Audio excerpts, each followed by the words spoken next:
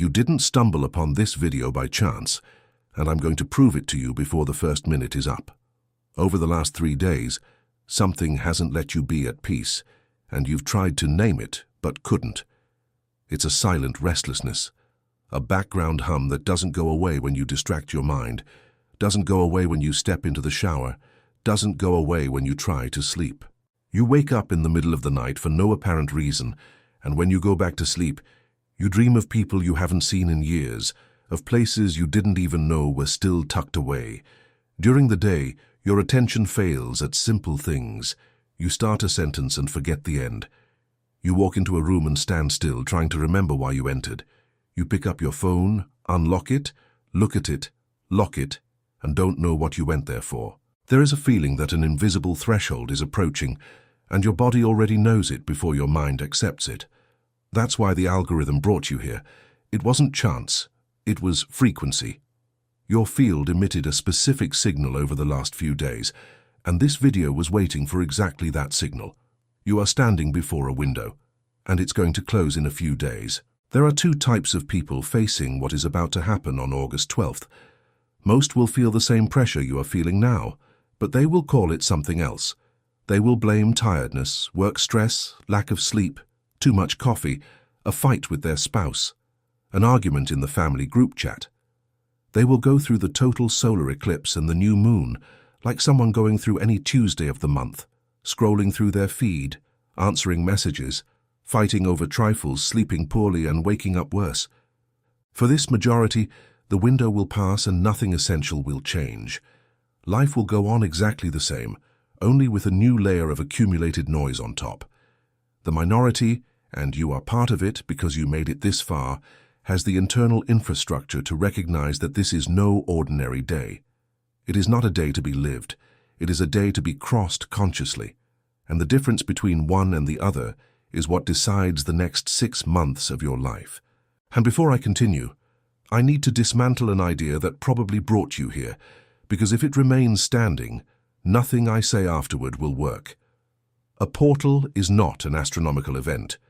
There is no cosmic button that will be pressed on the 12th that will solve your life for you. There is no saving wave, no golden ray, no entity descending to fix what you didn't have the courage to fix. A portal is the turning point where the cost of remaining stuck in the life you have today becomes greater than the terror of taking the next step.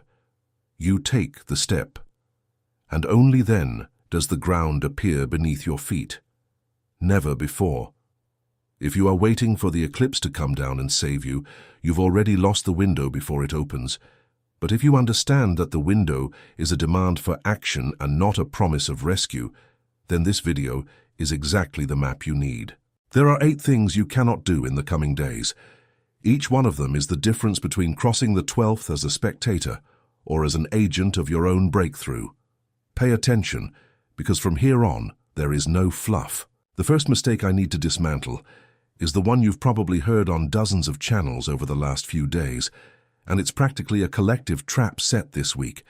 It's the idea that the Lion's Gate portal, which opened on August 8th, was the big event, and that now you just need to rest and wait for the dust to settle.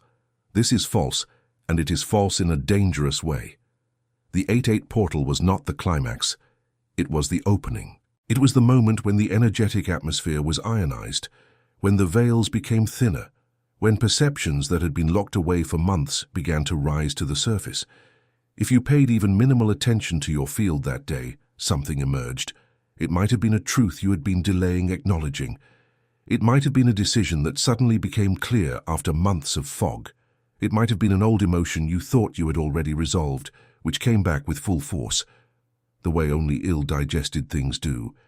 That was not the end of the story. That was just the raw material being delivered into your hands. And the raw material now needs to be worked on before crossing the shadow of the eclipse. Think of a physical analogy, because a mental analogy won't move you. The 8/8 portal is the stage where you opened the oven door. The August 12th eclipse is the stage where the temperature changes the structure of matter irreversibly, and the new moon, which happens on the exact same day, is the moment when the new form begins to solidify. If you treat August 8th as the end of the story, you will cross the most transformative phase of the entire second half of the year, with the oven door open and the dough exposed to the cold wind. What was revealed on the 8th needs to be protected in these coming days. It needs to be observed without judgment, written in a notebook if necessary, discussed only with people you truly trust, and not with those who will downplay your perception. This is not the time to scatter your intuition across WhatsApp groups in exchange for others' opinions. This is not the time to ask 20 people for their take on what you perceived in a moment of real silence. It is time to discern what emerged and decide, within yourself, what will enter the new cycle with you. Because the eclipse is precisely the point where this decision becomes irreversible. What you take into the shadow crosses over. What you don't take stays behind. The second mistake is the most serious of all, because it is the most common and the most invisible at the same time. It is crossing the 12th on autopilot. It is waking up, grabbing your phone before even properly opening your eyes, entering the avalanche of notifications, checking messages before checking your own body, going to work piloted by chaos, eating without feeling what you are eating, answering messages that could wait 10 hours, arguing over nonsense in the family group about an issue that isn't even yours to solve, getting home and collapsing in front of the television until you pass out. If you do this, and most will, the eclipse will happen, the new moon will happen, but you won't be present for any of it. And the spiritual value of a threshold like this doesn't lie in performing large, complicated rituals with 7 candles and 9 stones. It lies in something much simpler, and for that very reason, much rarer. It lies in consciously perceiving what is happening inside you while the sky moves. Think of a concrete scene, because abstraction doesn't change behavior. There is a difference between crossing a storm sleeping inside a car with the windows closed and crossing that exact same storm sitting on a porch with a cup in your hands and the rain hitting near your feet. The storm is the same, the sky is the same, the lightning is the same, but the experience is radically opposite, and the memory that remains engraved in the body afterward is opposite. August 12th is a storm. The question is not whether you will cross it, because you will, and there is nowhere to run. The question is whether you will cross it with your eyes open or with your eyes dimmed. A single moment of real silence during that day, 5 minutes without a phone, with your spine straight, just breathing and observing what rises from within, is worth more than 30 hours of spiritual content accumulated over the entire year. This is not a motivational opinion.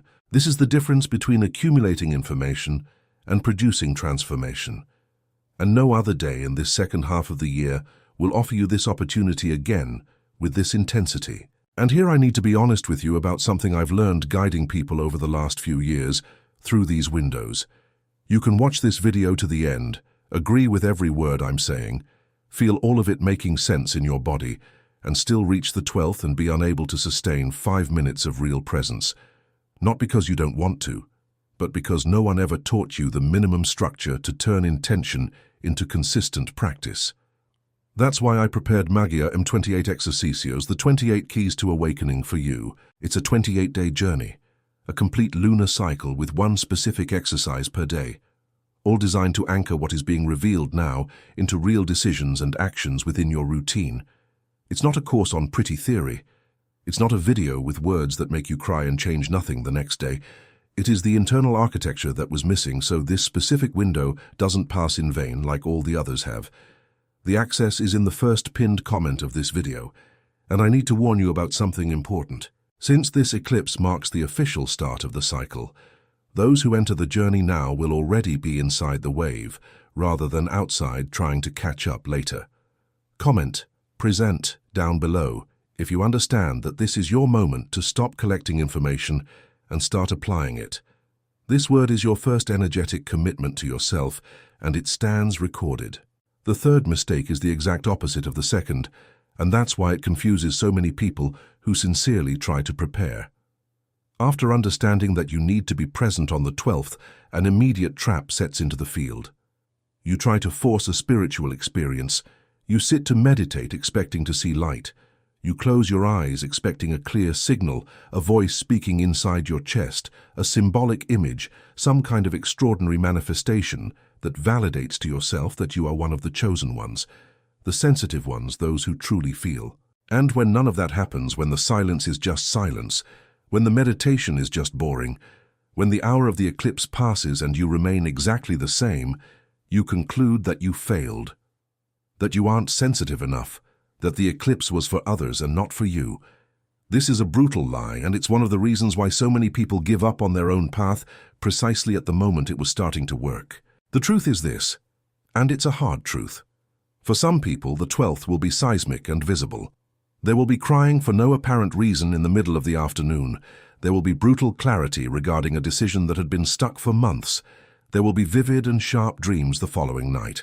For other people, the 12th will be seemingly ordinary, almost disappointing in terms of intensity. And both experiences are equally valid, and both produce exactly the same degree of structural transformation. Because the eclipsed new moon, by definition, does not operate on the visible surface. It operates at the root, and roots take time. What the new moon plants today might only sprout in November. It might only become clear in January. It might reveal its real meaning only 6 months later, when you look back and realize that a small decision, made in silence on the 12th, was the axis around which the entire change revolved. Forcing the experience now is the energetic equivalent of pulling the seed out of the ground every day to check if it has germinated yet. You kill the process with your own anxiety for immediate proof. Mature presence is trusting that the invisible is working even when it doesn't give you a show. The fourth mistake is the most dangerous in the practical dimension of your life, and it is the one I need to be most direct about, without softening anything. Never, under any circumstances, make irreversible decisions at the height of the eclipse's emotion. The energy of the 12th combines the closure symbolized by the eclipse with the beginning symbolized by the new moon, and this combination, within a nervous system already tired, already overloaded, already dysregulated by the last few months, can be interpreted by the brain as an absolute urgency to end everything now. To quit your job at 3 in the afternoon via a 30-second voice note, to send that final message, to end the relationship without room for dialogue, to sell the car, move cities, cut a 10-year bond on an impulse that feels like total liberation in that instant, and that by the following Friday already feels like something else. I need you to memorize one phrase before continuing. Emotional intensity is not synonymous with clarity. It is common, it is human, it is almost inevitable to confuse the two when the wave is passing through your chest. But the insight that is true on the 12th remains true on the 15th, the 20th, the 30th. A real insight gains weight and sharpness over time. It doesn't lose it. If the desire to end that relationship is genuine, it will be right there the following Friday, more organized, sharper, quieter, and then you can act with structure. Recording the insight now and acting later is not postponing courage. It is protecting courage from turning into a destructive impulse from which you won't be able to return. Write it down. Observe. Let it ripen. The new moon is giving you the seed, not the harvest. Confusing the seed with the harvest is the most expensive mistake one makes in windows like this. And it is exactly for this reason that the structure of Magia M28 Exercicios was designed within a specific rhythm of 28 days. One exercise per day, so the insight isn't thrown into the trash of haste, nor becomes an uncontrolled impulse in the middle of the wave.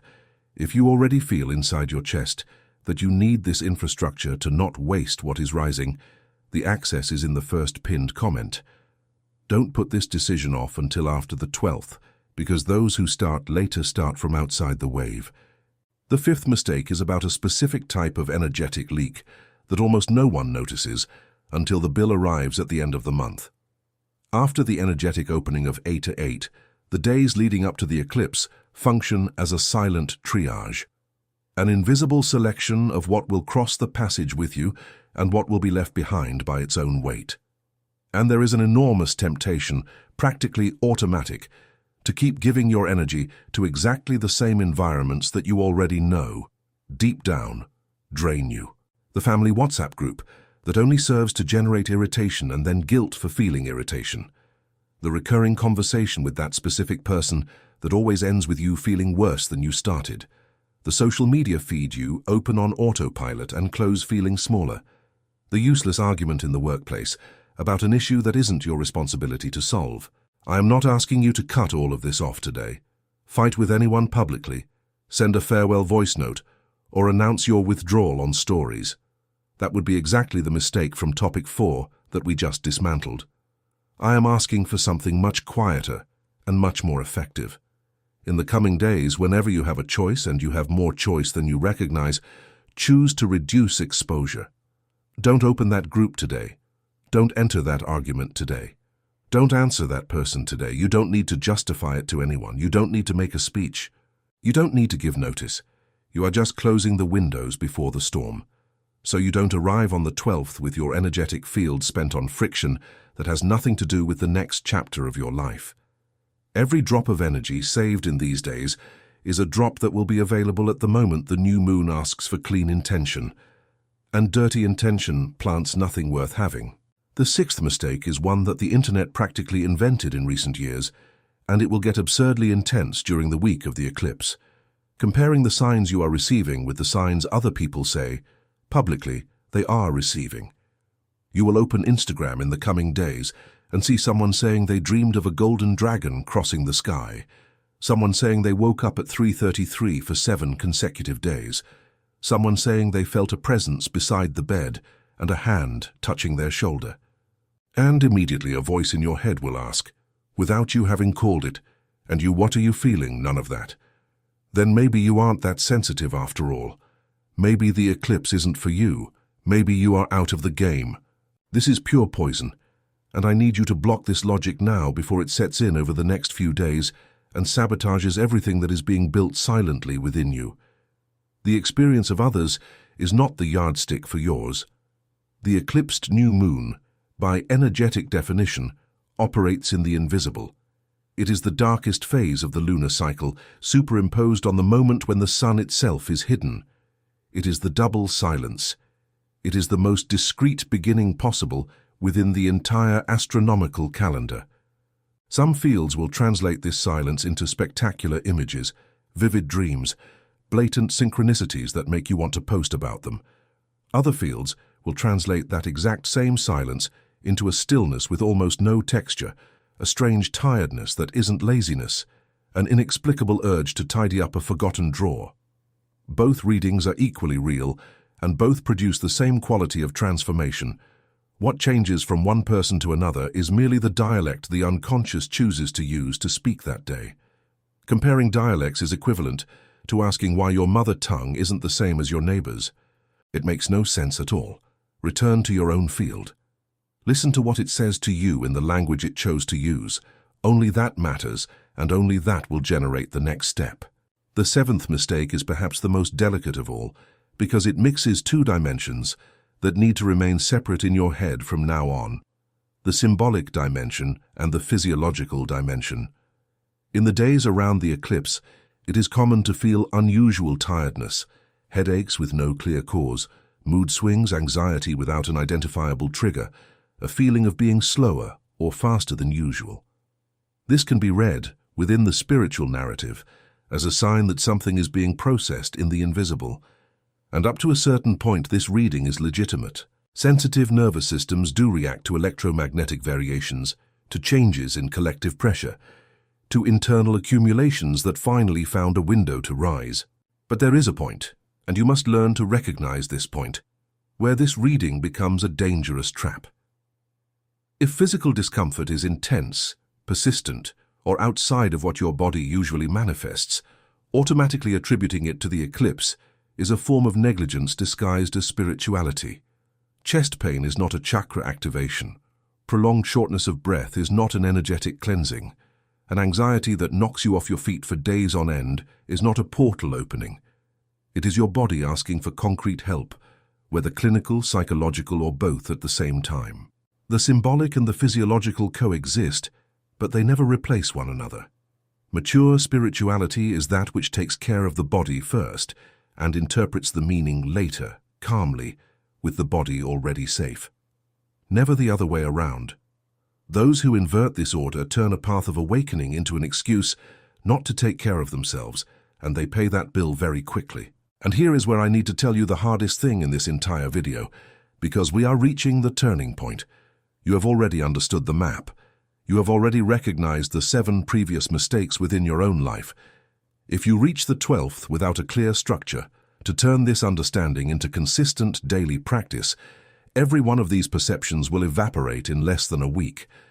You will go back to being exactly who you were in July, only with an extra layer of accumulated frustration from knowing that you knew and didn't act. That is worse than not having watched. Magia M28. Exercitious exists precisely for this cutoff point, 28 days, one specific exercise per day, starting within the lunar cycle that opens now and not 6 months later. It is not the last chance of your life, but it is the last window this year with this exact astronomical configuration, with this coupling between a total solar eclipse and a new moon. The access is in the first pinned comment of this video. The responsibility from here on is entirely yours. Commenti you escolo. If you have already decided within yourself that you will not let this window pass without structure, the 8th and final mistake is the closure of all the others, and ignoring it erases the effect of everything that came before. It is reaching the end of August 12th without any conscious gesture of recognition that a cycle has closed and another has opened within your field. Without marking, the brain does not archive. Without archiving, the experience does not integrate. Without integration, everything that was lived returns to being scattered matter in the midst of the other 24 hours of the day. And in 3 weeks you won't remember exactly what you felt at that specific moment. The marking gesture doesn't need to be complex. It doesn't need to be photographable. It doesn't need to be shown to absolutely anyone on your social networks. It can be 5 minutes of silence before bed, with the phone outside the room. It can be a handwritten page with what you noticed throughout that day. It can be a long breath in front of the window, with a clear mental phrase about what stays behind and what begins from there. What matters is that there exists, in your memory, an identifiable point that clearly separates the before from the after. Because that was exactly the energetic architecture of these days, and I want you to memorize this sequence. The 8-8 portal opened the preparation and ionized the field. The total solar eclipse of the 12th marks the definitive interruption of the old pattern. And the new moon immediately following officially begins the new cycle, 3 ordered movements within a single sequence. If you consciously mark the turning point, the body learns. If the body learns, the pattern changes. If the pattern changes, life changes. That is how the mechanics work, and there is no mysticism in that sentence. It is neurobiology of the sacred. That is why, starting August 13th, everything begins to move at a speed that the entire previous month did not allow, and you will feel it in the first week. What you heard in this video was just the preparation, the full revelation of what this specific window means for your timeline, for the coming months, for the decisions that are about to present themselves before you after the 12th, is in the next video appearing now on your screen. Click it. The first 60 seconds will completely reorganize your reading of everything I've said here. And if you aren't subscribed to this channel yet, understand one thing before leaving the screen. Every video published here is a coordinate within a larger map of this second half of the year.